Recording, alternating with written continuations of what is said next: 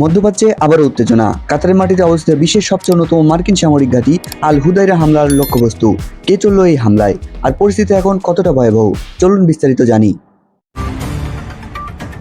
সম্প্রতি কাতারে আল হুদাইরা বিমান ঘাঁটিতে লক্ষ্য করে ক্ষেপণাস্ত্র ও ড্রোন হামলার খবর পাওয়া গেছে।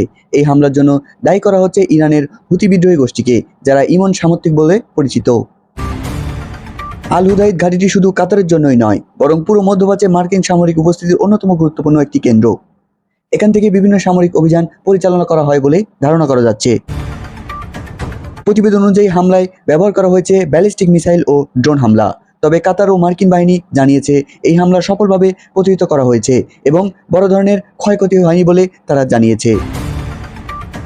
হামলার পরপরই কাতার তাদের আকাশসীমা সাময়িকভাবে বন্ধ করে দেয়। নিরাপত্তা ব্যবস্থা জোরদার করা হয়েছে এবং পুরো এলাকায় চরম উত্তেজনা বিরাজ করছে বলে জানা যায়।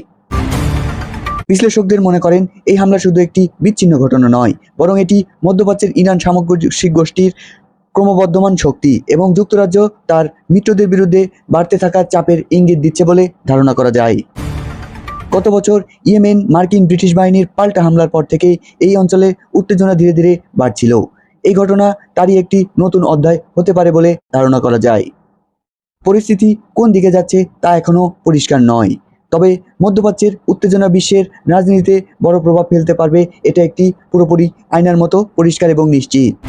এই ধরনের আপডেট পেতে আমাদের চ্যানেলটি সাবস্ক্রাইব করে লাইক দিতে ভুলবেন না।